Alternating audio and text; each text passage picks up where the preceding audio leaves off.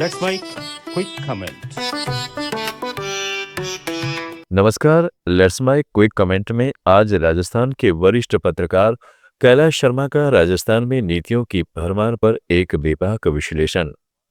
राजस्थान में 2023 में भाजपा सरकार बनने के बाद एक नीतियों की बारिश हो रही है। कभी पर्यटन को लेकर नीति आ रही है तो कभी उद्योग नीति, कभी एमएसएमई के लिए नीति आ रही है तो कभी कृषि प्रसंस्करण नीति।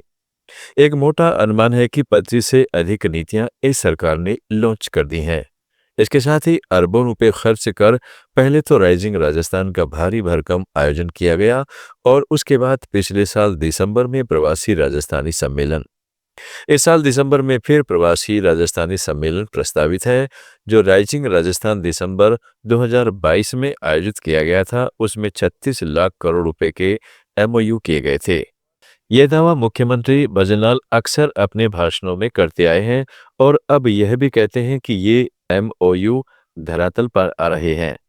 पर सच यह है कि 28 लाख करोड़ रुपए के एमओयू निवेशक आज भी चिटके हुए हैं और उसके पीछे है राजस्थान सरकार की डिफेक्टिव नीतियां और पुअर गवर्नेंस। डिफेक्टिव नीतियां इसलिए कि इन्हें बनाने का ठेका एक तरह से विदेशी सलाहकार कंपनियों को दिया गया है, जिन्हें राजस्थान की ग्राउंड रियलिटी और व्यवहारिक सच बिल्कुल नहीं पता। ये कंपनियां पुरानी नीतियों के ड्राफ्ट में आंशिक संशोधन कर करोड़ों रुपए के बिल संबंधित विभाग को पेश कर देती हैं तथा भुगतान हो जाने के बाद नेक्स्ट पॉलिसी का ड्राफ्ट मंगवाकर संशोधन करने लगती हैं।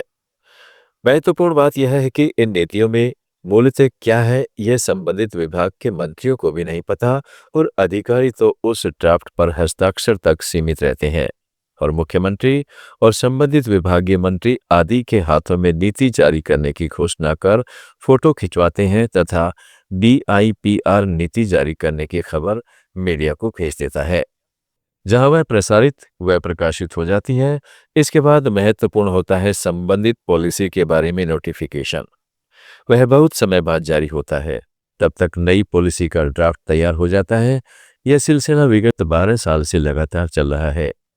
हम बात कर रहे थे निवेशकों के ठिठकने की, तो लीजिए सबसे अधिक हॉट उदाहरण सौर ऊर्जा का लेते हैं। सौर ऊर्जा की उत्पादन क्षमता 34,500 मेगावाट हो गई है। वैसे कुल ऊर्जा उत्पादन क्षमता 60,000 मेगावाट है, लेकिन राजस्थान में बिजली ट्रांसमिशन और डिस्ट्रीब्यूशन का प्रभावी व समुचित नेटवर्क नहीं है, जिस कारण उत्पादित बिजली का क्षय होता रहता है और सौर ऊर्जा उत्पादक असमंजस्य में है कि क्या करें।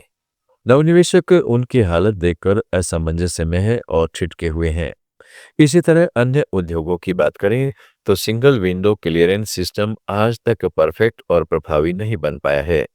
निवेशक को 20 से अधिक अनुमति लेने के लिए एक विभाग से दूसरे विभाग तक भागना होता है और सरकार द्वारा सुनिश्चित की गई अनुमतियों या NOC लेना कितना टफ है, यह निवेशक ही जानता है। बात नीतियों की हो रही थी। जो भी नीति संबंधित विभाग का नीति निर्माण प्रकोष्ठ ही बनाए। विदेशी कंसल्टेंसी कंपनियों को, जिसने राजस्थान सरकार के अधिकारी डाटा व अन्य सूचनाएं उपलब्ध करा रहे हैं, वह देश की अस्मिता के साथ खिलवाड़ है। यह रियलिटी चिंताजनक भी है। काश चुने हुए जनप्रतिनिधि कम से कम देश के बारे में तो सोचें और नीति निर्धारण का काम संबंधित स्टेक होल्डर्स के व्यवहारिक सुझाव के जरिए करवाया जाए। कोई कमेंट में कल फिर मिलेंगे किसी नए विषय के साथ। जुड़े रहिए लेट्स माइक के साथ। आप सुन रहे थे let's mike more than radio. Follow कीजिए हमें हमारे सोशल मीडिया प्लेटफॉर्म्स पर।